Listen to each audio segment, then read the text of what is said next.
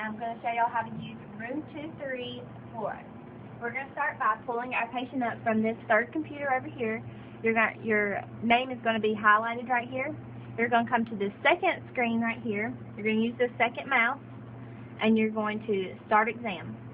This will pop up, and you'll come down to specials.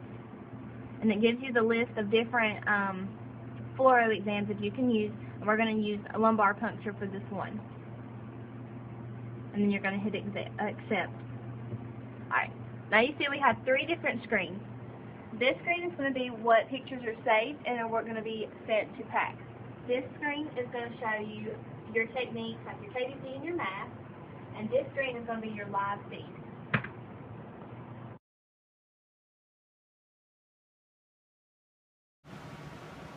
Hi, my name is Mika. Today I'm going to show you Flouro Room 2, how to do Flouro in the more regional hospital. So the first thing I want you to think of is the basics. This is your bucky. The bucky is not going to be used for Flouro, but it's very important for you to slide the bucky all the way in and then use the handle to pull it so that you can slide it all the way up and it'll lock in place.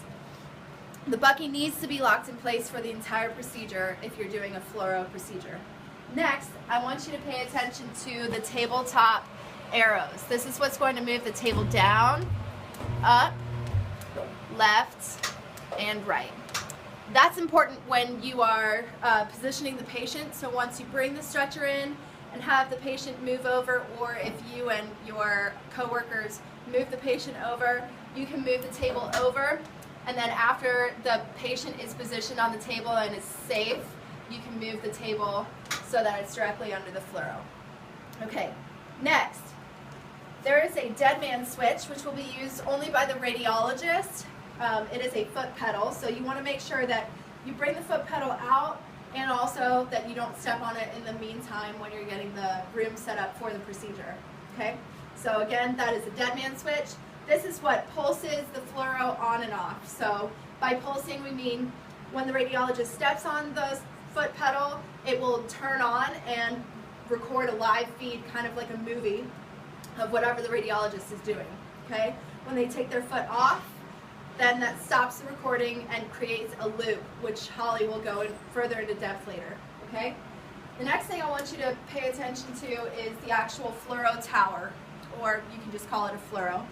There is a screen, which is very similar to the movie screen that I was referring to with the foot pedal.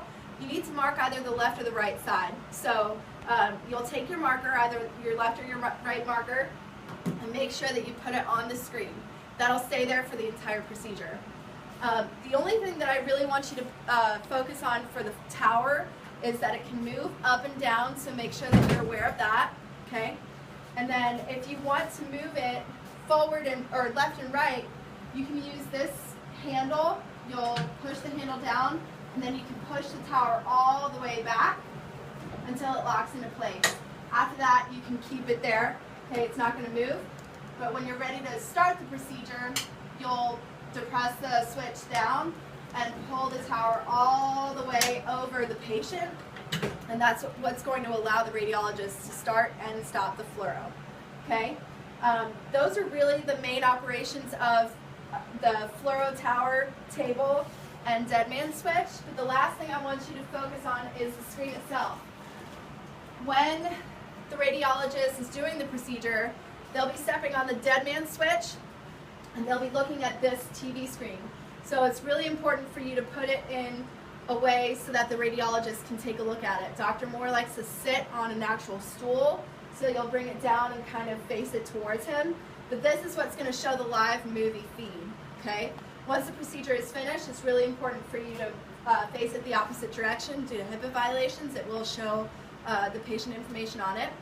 And then once you're finished, make sure that you push the tower all the way back and then depress the handle down until the tower locks into place. Obviously, when the patient is being removed from the table, you can move the table all the way to the right, bring the stretcher in, and have the patient move over, and then the procedure will be finished. So you'll just take your sheet down and clean the room. Thanks so much. Go. All right. I'm going to show y'all how to start an exam if you are using the digital cassette. You will not use this monitor like you would use for Flouro. You're only going to focus on these two screens.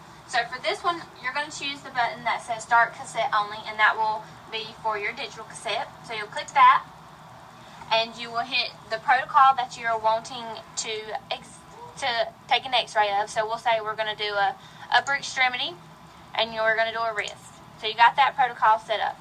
Then you're going to come over here to this computer and you will pick which patient you're wanting to do, and when you click on it, you hit the Start Exam. And then once you are finished with your exam, you'll hit this Close button and it'll close you out and send your pictures. Let me start over. Hey, I'm Holly. I'm going to show you guys how to use the digital cassette in room 2. So you're going to come over here. And if you're doing a small body part, you will not need the grid. So you'll just pull this out of the charger. And you're going to come over here. And you're going to have your patient on this bed. And how Mika showed you how to use the buttons, you have your side button that goes this way.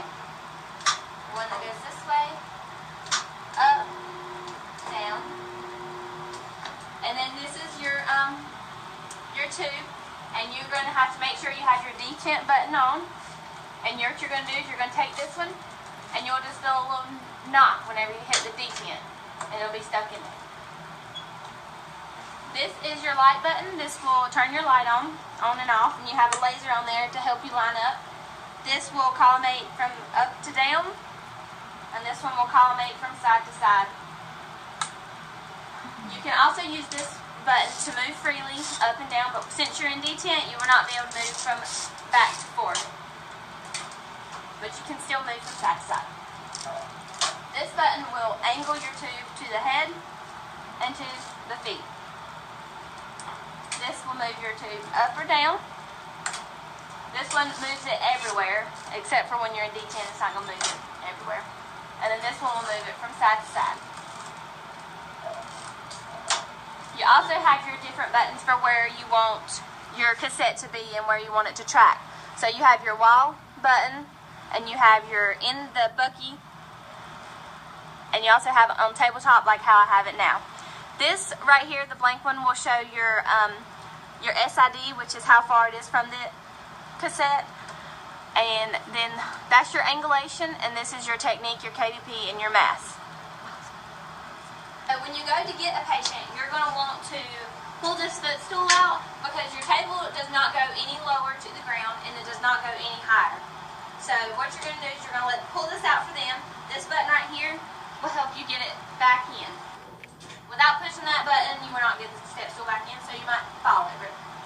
So if you're wanting to do an exam in the table, you're going to pull your bucky out. You'll take your cassette and you'll put it in this way. And you'll put it where these notches will go right here.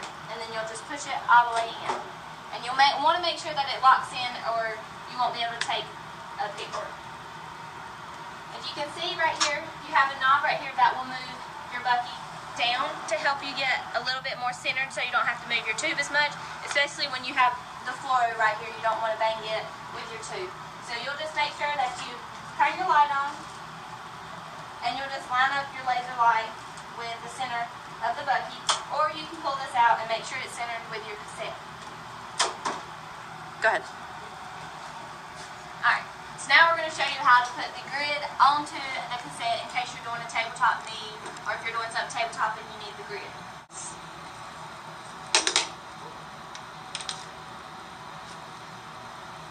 And make sure it's securely on, and there you go. You go to take the grid back off when you want to go back to charge it. You're just going to pop it back off and it comes off very easily, so you want to make sure that you're careful with it.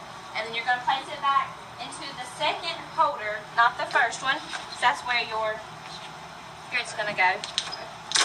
And you want to make sure you turn it face out so it'll go in there.